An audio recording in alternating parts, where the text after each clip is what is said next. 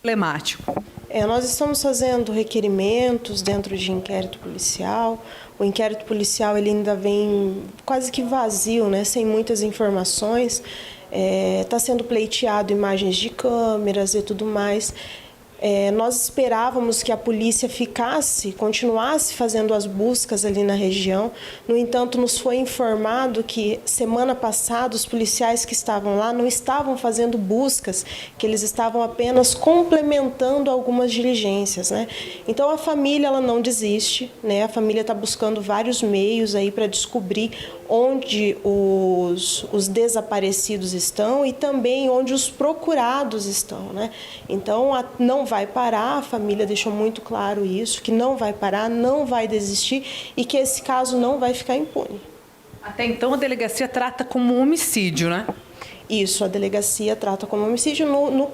A princípio seria um sequestro, né? Tanto que veio o Grupo Tigre, que é especialista em sequestro, e daí depois a autoridade policial, já por conta do tempo que passou, a falta de vestígios e tudo mais, o delegado começou a buscar e já tipificar como sendo um homicídio. Agora, como que está o diálogo destas esposas, assim, com o delegado, com as forças de segurança? Porque elas chegaram até a pedir apoio para o estado de São Paulo. Será que existe essa possibilidade?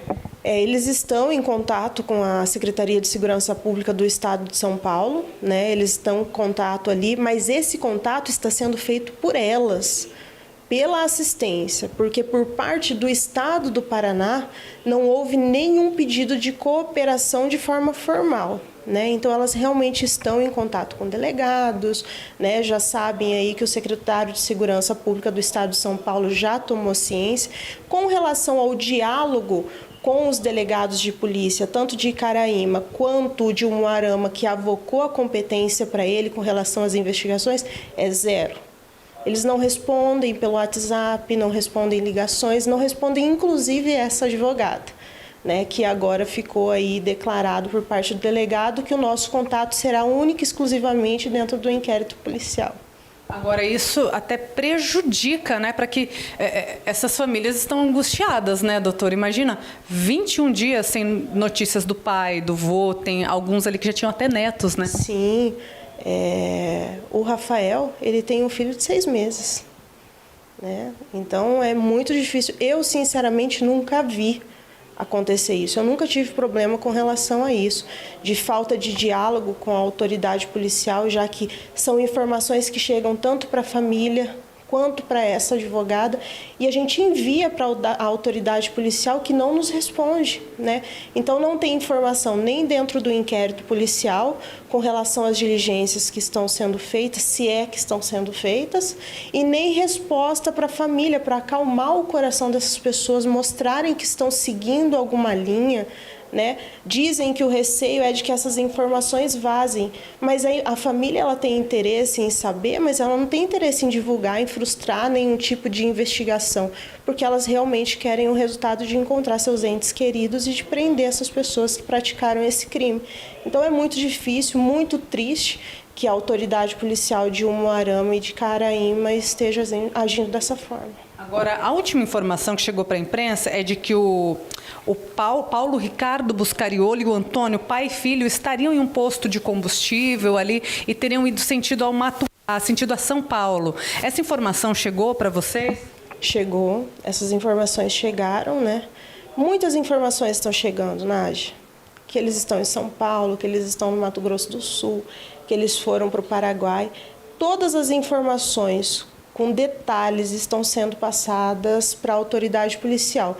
Agora, se a autoridade policial está pleiteando diligências, né, se eles estão procurando, verificando essas informações, a gente não tem conhecimento, porque não tem diálogo entre nós, né? Por ser uma cidade pequena e essas duas pessoas que estão sendo procuradas, tanto o pai e filho, eram muito conhecidas ali. Isso até, enfim, minimiza um pouco as pessoas de falarem, até mesmo serem testemunhas, né? Nem só minimiza, como amedronta muito, né? O seu Antônio, ele foi candidato a vereador, ele só não assumiu o cargo por conta da legenda, né? Então é uma pessoa que toda aquela região conhece.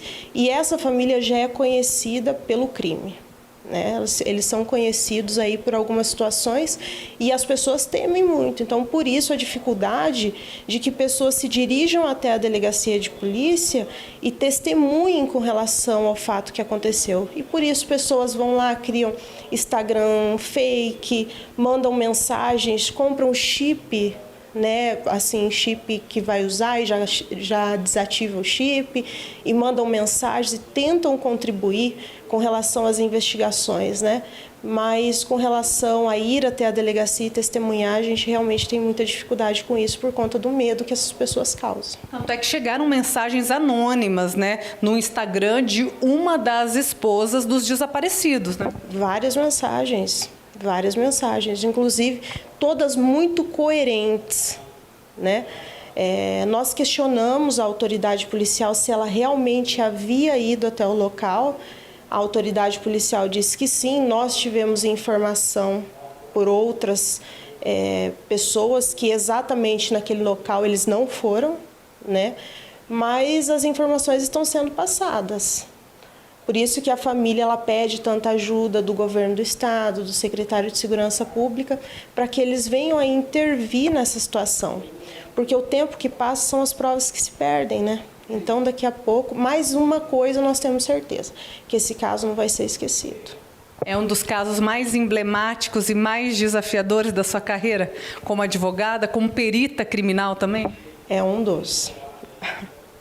E agora a família segue em busca de justiça e respostas, e não só a família, mas acredito que todo o Brasil, né?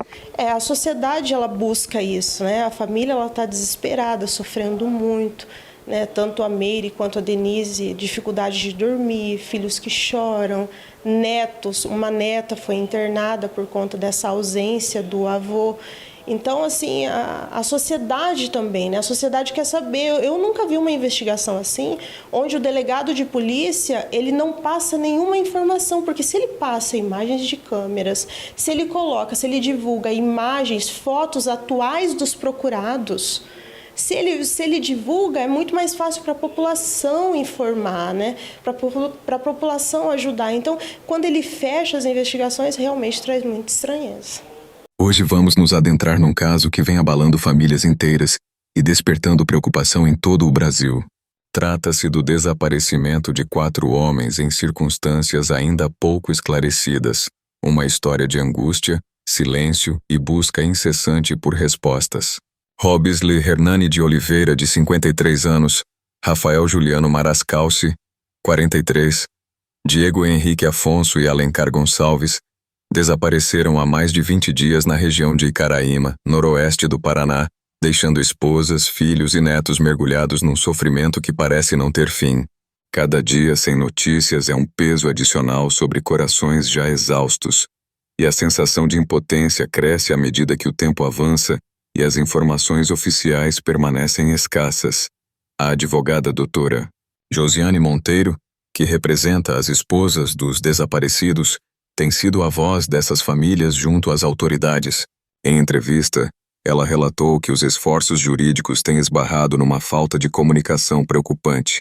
Estamos protocolando requerimentos no inquérito policial, mas o que chega é muito pouco.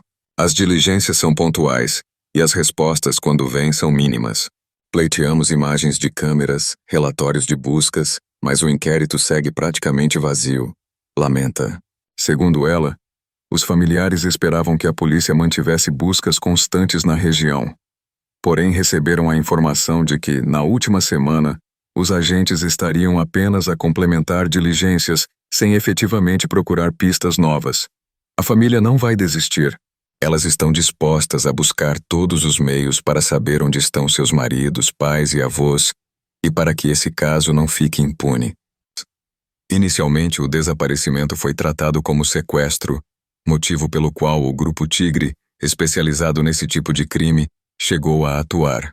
Com o passar dos dias, a ausência de vestígios, testemunhos e movimentação dos desaparecidos fez com que a autoridade policial passasse a enquadrar a ocorrência como homicídio, mudança que ampliou o temor das famílias. Josiane destaca que a falta de diálogo é o maior obstáculo.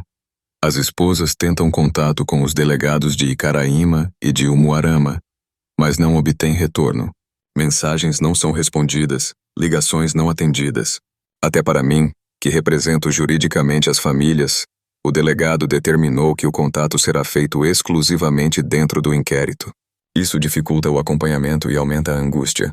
Enquanto a incerteza se prolonga, as vidas de quem ficou são marcadas por dor constante. São 21 dias sem notícias.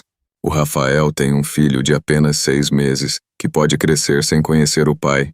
Há netos que choram diariamente. Uma neta chegou a ser internada devido à ausência do avô. As mães e esposas enfrentam noites em claro, medo, revolta e sentem-se invisíveis perante o silêncio oficial, descreve a advogada. Diversas informações chegam de forma fragmentada.